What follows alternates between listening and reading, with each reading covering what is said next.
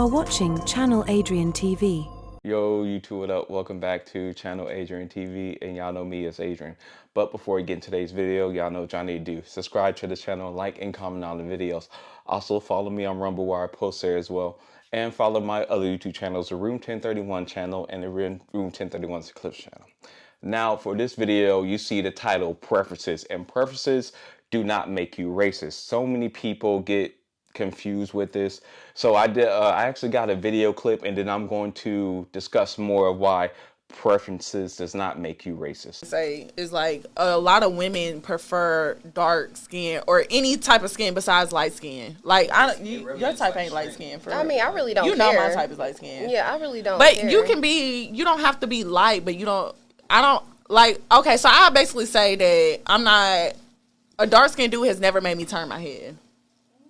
Racist. I can't agree with that, though. Okay, now that was a short video clip, and you noticed she talked about her type or her preference.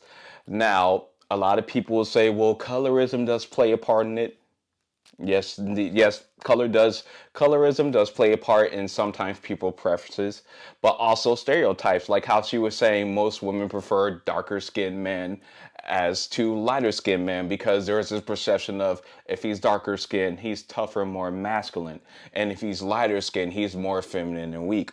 We all know those things, but when it comes to preferences, that does not make you racist if you're a preference. A lot of it deals with your upbringing. For example, let me go over my preferences first and tell you my upbringing, and it will make sense. Now, race-wise, it doesn't matter. It doesn't matter what race she is. But I'll tell you what does matter. Is she in shape? Is she smart with and is she smart with her money? And does she know how to act in public? It's really that simple. Like, those are really just my non-negotiables on preferences. Now, you may say that, Adrian, that's a cop-out saying race, because we all know race matters. Very true. I'm not going to lie to y'all. Remember, I like to keep it 100 with y'all. Race does play a part, but you got to think about your upbringing. Let me talk about my upbringing. My dad is Filipino and Puerto Rican, and my mom is black. Now, when they hear that, people already thrown off because they would expect my dad to be black and my mom to be Filipino and Puerto Rican. And they also expect my mom to be fair skinned, lighter skinned, or mixed. But when they see or meet my mom and she has a darker complexion, it throws them off because my upbringing was completely different. So my mom and dad were married, so I wasn't raised in a broken home. I was in a household with two different cultures and also two different complexions. So in my personal opinion, for me growing up, race did not play a big part of it.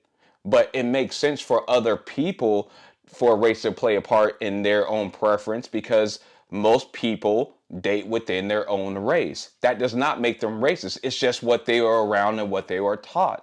I get all that. That's why when I hear people talk about preferences and race, you really have to think about, okay, well, what would they raise around? See, I was the minority because, like I said, how I was raised. I was raised with two different cultures and two different people of complexions. So my whole upbringing is completely different than the majority of the world. That's why race doesn't really matter to me when it comes for me picking someone to date. Now, the reason you should understand preferences is so you understand where you fit in that person's dating category, if they're just dating you for fun or taking you seriously. And I'm going to tell you a story that happened in my own life so you understand what I mean. Now, make a long story short, when I was in college, a homegirl of mine introduced me to her friend. Now, her friend was a volleyball player. Now, she didn't play volleyball in college, but she played volleyball in high school.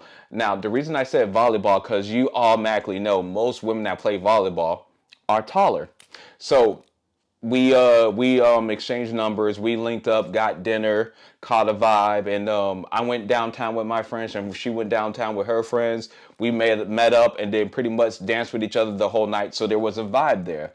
And a few days later, long story short, I went over, we developed a situationship. So yeah, I smashed, and we had a situationship. I'll probably say maybe like a month and a half.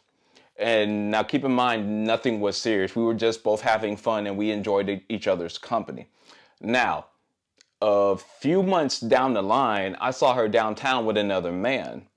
And she got very tense, and you could tell. But from my point of view, I wasn't mad. And the only reason I wasn't mad because I understand preferences. The guy that she was with was actually taller than her. And since I know most women prefer their men to be taller than them, it made perfect sense. Because she came to me and she was like, I hope you're not upset. I hope you're not angry. I'm like, number one, we never came to terms to us being in a relationship, so you're free to do whatever you want. And then I was like, number two, I get it. Most women prefer to get men to be taller than them, so it makes perfect sense. And she was like, you're not mad? I was like, nah, we cool. And then we went our separate ways that night. And we met up a few more times after that before the relationship did fizzle out, because like I said, it was a situationship. And she was like, wait, and the first time I saw her after that night, when I went back to her spot, she was like, Adrian, how come you didn't get mad? I was like, well, I understand preferences, so it's just basic common sense. And she started showing me his texts that he was sending her. She was surprised because she was like, in layman's terms, he was acting how she thought I would act because of how I look. Because I'm lighter complexion and I'm not tatted, she would assume I'm more clingy, thirsty, and feminine. Why the other guy was a darker complexion and taller and was tatted. In other words, when she showed me the texts, she was telling me how he was so thirsty and I wasn't. And she told me, and I kid you not, verbatim, she said this. She said, from how he's texting, I figured you to act that way, but you act the complete opposite. I was like, yeah, I know there's stereotypes, but you can't judge a book by its cover. Sometimes people can be different.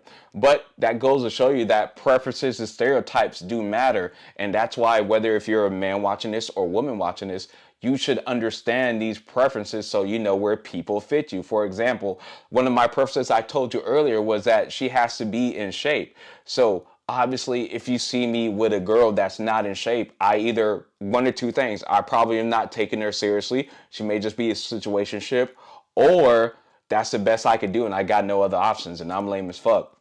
Well, we know that's not true. But that's pretty much it, y'all. And remember, preferences do not make you racist. We all turned on or attracted to many different things. So y'all let me know what y'all think about preferences, and does preferences make you racist? Y'all remember to like, comment, and subscribe. I will see y'all in the next video.